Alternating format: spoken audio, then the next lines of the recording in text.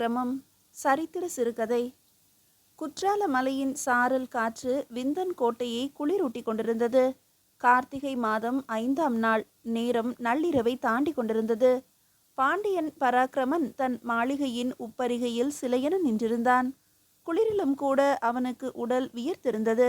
அவனது பார்வை தூரத்தில் தெரிந்த சண்பக தோட்டத்தின் மீது நிலை குத்தியிருந்தது. நிலவை மறைத்து கொண்டு திரண்ட மேகத்தால் இருள் சூழத் தொடங்கியது. பராக்கிரமன் மனதை களிப்பும் கவலையும் சேர்ந்த கலவை கவி கொண்டிருந்தது. அவனது மன ஓட்டத்தை புரிந்து கொண்டார் போல அமைதியாக அங்கு வந்து நின்றாள் பாண்டியன் மாதேவி.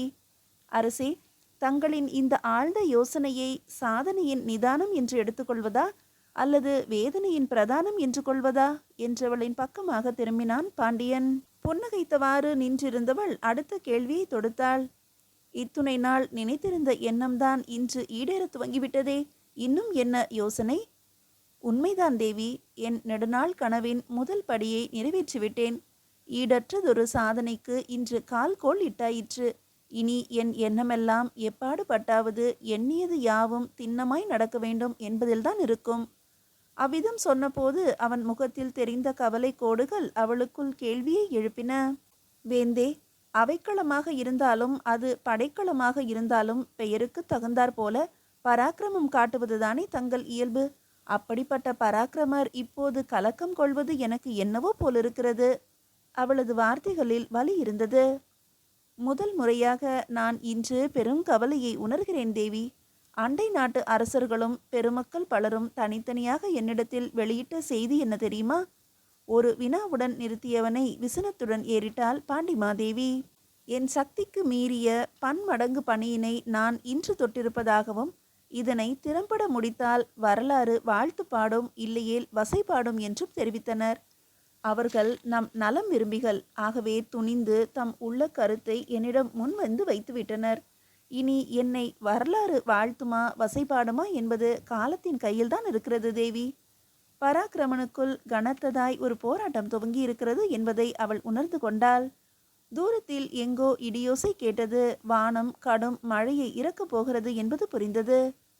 அரண்மனையின் ஆலோசனை மண்டபம் அதற்கே உரிய விவாத சலசலப்பில் விறுவிறுப்பாக இருந்தது. அமைச்சரே, மக்கள் வளமாக இருக்கையில் பிறகு ஏன் உள்நாட்டில் குழப்பங்களும் கலவரங்களும் தலை காட்ட ஆரம்பித்துள்ளன? தலைமை புலவர் செந்தமிழ் கிழார் வினவினார். புலவரே, நம் அண்டை நாட்டு பகையரசுகளும் சேரரும் தான் இக்குழப்பங்களை விளைவித்து கொண்டிருக்கின்றனர். இதன் மூலம் நாட்டுக்குள் ஊடுருவுவதும் நம் இரகசியங்களை அறிந்து கொள்வதும் ஏதுவானதாக இருக்கும். இதன் ஊடாக நம் ஒற்றுமையை சிதைப்பதும் அவர்களது நம்பிக்கையாக இருக்கலாம் என்று அமைச்சர் விளக்கினார். ஒற்றர் படை தலைவர் உலகநாதன் எழுந்தார். வேந்தே, நான் இப்போது சொல்லப்போகும் வடநாட்டு தகவல்கள் புதிதாகவும் புதிராகவும் இருக்கலாம். ஆனால் அது இங்கே நடைபெறுவதற்கான காலம் வெகு தூரம் இல்லை. ஒற்றர் படைத்தலைவர் என்ன அதிர்ச்சி தரப்போகிறாரோ என்று ஒரு எதிர்பார்ப்பு எல்லோரிடத்தும் எழுந்தது. வடமேற்கு திசையிலிருந்து வரும் அந்நிய அரசர்கள் ஒரு புதுவித ஆயுதம் கொண்டு வருகிறார்களாம். விசித்திரமான அந்த ஆயுதம் நெருப்பை கக்குமாம், கோட்டையை தூள் தூளாக்குமாம், பெரும் படையை கூட அழித்துவிட வல்லதாக இருக்கிறதாம். ஆனால் அவர்கள் நம் நாட்டை வந்தடைவது என்பது அவ்வளவு எளிதல்ல என்றாலும் அவர்கள் இங்கே வராது தடுக்கும் முயற்சிகளில் நாம் இப்போதிருந்தே தயாராக வேண்டும் என்றார் ஒற்றர் தலைவர். அந்த தகவல் அங்கு உள்ளவர்களுக்கு சற்றே அதிர்ச்சியாக இருந்தது. எப்போதோ நடக்கவிருப்பதை பற்றி இப்போதே சொல்லி ஏன் புலியை கரைக்கிறீர் என்றார் செந்தமிழ் கிழார். அவரை தொடர்ந்து தளபதியும் ஒற்றர் படை தலைவரை நோக்கி வினா தொடுத்தார். வெளி தேசத்து தகவல் இருக்கட்டும் உலகநாதரே, இங்கே உள்நாட்டில் நிகழ்ந்து கொண்டிருக்கும் உள்குத்துக்களுக்கு அவரின் புலனாய்வு என்ன பதில் தருகிறது? நாம் இங்கே கூடியது நேற்றைய தினம் மன்னர் கால்கோள் இட்ட ஆலயத்தை சீரும் சிறப்புமாக கட்டி முடித்திட வழிவகை காண்பதற்காகத்தான். பாண்டிய நாட்டு கருவூல பொறுப்பாளர் தனஞ்சயர் விவாதத்தை தன் பக்கம் இழுத்து வந்தார். அவரை வழிமொழிந்தார் அமைச்சர். ஆமாம், நாம் இப்போது அதற்கான தீர்வு காண்பதுதான் முதல் வேலை. அதிவிரைவில் கவின்மிகு சிலைகள் தயாராகிவிடும். தென்னாட்டின் தலை சிறந்த ஆலயங்களுள் ஒன்றாக நம் மன்னர் அடிக்கோலியிருக்கும் விஸ்வநாதர் ஆலயம் திகழும் என்பதில் எள்ளளவும் ஐயம் வேண்டாம். தலைமை சிற்பி தன் பங்குக்கு விளக்கம் தந்தார். இதுவரை சோழர் ஆலயங்கள் தாம் சிறந்து நிற்கின்றன.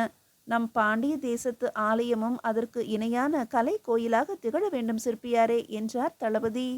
ஆமாம், சோழர்களுக்கு சவால் விடும் அளவுக்கு அமைக்க சோநாடு சென்று அதன் நுட்பங்கள் பலவற்றை அறிந்து வந்திருக்கிறேன். வெகு விரைவில் அதனை மெய்ப்பிப்பேன் என்றார் சிற்பி. தலைமை சிற்பியாருக்கு இருக்கும் அந்த நம்பிக்கை மகிழ்ச்சியூட்டுகிறது. ஆனால் அவருக்கு ஈடு கொடுக்குமா நம் கருவூலம் என்பதுதான் இங்கே நம் முன்னே உள்ள கேள்வி. அதற்கு என்ன விடை என்றார் தனஞ்செயர். அதை கேட்டதும் அனைவருமே அமைதியாகினர். அதுவரை அமைதியாக கேட்டுக்கொண்டிருந்த மன்னன் பராக்கிரமன் தன் மௌனத்தை கலைத்தான். பலரும் நாம் நம் சக்திக்கு மீறிய செயலில் இறங்கி அகலக்கால் வைக்கிறோம் என்கின்றனர். ஆனால் நான் அதனை மறுக்கிறேன். இந்த தென் புலியூருக்கு பெருமை சேர்க்க வேண்டும் என்று மன்னன் என்ற வகையில் மட்டும் நான் இந்த அரும்பெரும் பணியை முன்னெடுக்கவில்லை. இம்மண்ணின் ஒரு சாமானிய குடிமகன் வரிசையில் கடைசி ஆளாக நின்றுதான் இதனை துவக்கியுள்ளேன். அப்படி இருக்க இவ்வாலயத்தை நிறைவு செய்யும் பொறுப்பு இம்மண்ணின் ஒவ்வொரு அசல் வித்துக்கும் இருக்கிறது. அதனை முறைப்படுத்துவது மட்டுமே நம் வேலை. இதைத்தான் நான் இங்கே தெளிவுபடுத்த விரும்புகிறேன். பராக்கிரமன் சொல்லி முடித்தபோது அனைவரும் அவன் வார்த்தைகளை ஆழமாக உள்வாங்கி உண்மையை உணர்ந்திருந்தனர். அந்த கருத்தை தென்புலியூரின் ஒவ்வொரு குடிமகனுக்கும் கொண்டு போய் சேர்ப்பதும் ஆலய அறப்பணிக்குழு ஒன்று அமைப்பதும் என்று முடிவெடுத்து அதன்படி நடக்க வேண்டும் என அந்த மந்திர ஆலோசனை கூட்டம் நிறைவுற்றது. ஆண்டுகள் பல அடுத்தடுத்து உருண்டோடின. அழகழகு சிற்பங்களுடன் கண்டவர் வியக்கும் அற்புதமென அவ்வாலயம் விரைந்து எழுந்து உயர்ந்து நின்றது. ஆயினும் ஆலயத்தை பறைசாற்றும் கோபுரத்தை முடித்திட முடியாமல் முடங்கி கிடந்தான் பாண்டியன் பராக்கிரமன். இடையில் ஏற்பட்ட இன்னல்களும் போர்க்களன்களும் தன் மகளின் தீராத நோயும் வெகு சொற்பமான கருவூல கையிருப்பும் என தொடர் கலங்கடிப்புகளில் பராக்கிரமனின் உடலும் மனமும் பலம் இழந்து போயின. விந்தன் கோட்டைக்குள் தன் மரண படுக்கையில் கிடந்தவாறே தான் கட்டிய கலை கோயிலை வெறித்து கொண்டிருந்தான். எப்போது எழுந்து நிற்கும் ராஜகோபுரம் என அவனுக்கு கேள்வி எழுப்புவதாக தெரிந்தது அவ்வாலயம். அமைச்சரே, ஒரு ஓலை எடுத்து தாருங்கள் என்ற பராக்கிரமன் குரலில் பெரும் கவலை ஊடாடியது. அவன் அருகே அரண்மனை வைத்தியரும் தலைமைச் சிற்பியும் உட்பட பிரதான அரசியல் ஆளுமைகள் நின்றிருந்தனர். பராக்கிரமனிடத்தில் ஓலையும் எழுத்தாணியும் வழங்கப்பட்டன. அவன் மெல்லவே பேசினான். ஆண்டாண்டு காலம் ஆண்டவர் ஆண்ட பின்பு மாண்டு போகலாம். அதனிற் சிலரே ஆண்டவன் திருப்பணி மேவலாம். நானும் அச்சிலரில் ஒரு சிற்றிடம் கொண்டிருக்கிறேன் என்ற நிறைவு இருந்தாலும் என்றவன் குரல் உடைந்தது. தழுதழுத்தது. வார்த்தை வராமல் தவித்தான். அவனது பார்வை மீண்டும் அந்த ஆலயத்தின் மீதே நிலை குத்தியது. மன்னனின் மனதை பிசையும் பெருங்கவலையை அங்கிருந்தோர் உணர்ந்து கண்கள் கலங்கினர். பராக்கிரமன் தன் விரல்கள் நடுநடுங்க அந்த ஓலையில் எழுத்தாணி கொண்டு எழுத்துக்களை கீறினான். ஆராயினும் தென்காசி மேவும் பொன் ஆலயத்து வராததோர் குற்றம் வந்தால் அப்போது அங்கு வந்து அதனை நேராகவே ஒழித்து புறப்பார்களை நீதியுடன் பாரோர் அறிய பணிந்தேன் பராக்கிரம பாண்டியனே என்று எழுதி அதை தலைமை சிற்பியிடம் நீட்டினான். பெருந்தச்சரே, இதனை கல்வெட்டாக்குங்கள். அத்துடன் என் சிற்பத்தையும் வடித்து ஆலய வாயிலின் தரையில் பதியுங்கள்.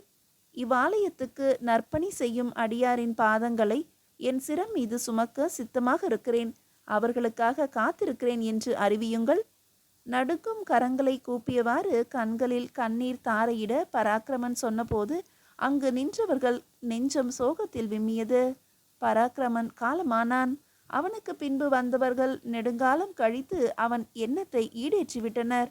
ஆனால் இப்போதும் தென்காசி ஆலயத்தினுள் நுழையும் அடியவர்களை தன் சிரம் மீது தாங்கிக் கொள்ள தரையினில் சிற்பமாக இருக்கிறான் பராக்கிரம பாண்டியன். அவன் சொன்னதுதான். தான் அரைகுறையாக விட்டு சென்ற பணிக்காக ஆற்றொணாத சோகத்துடன் காலம் காலமாக சிலையாக காத்திருக்கிறான் அந்த பராக்கிரம பாண்டியன். வரலாற்று குறிப்புகள்.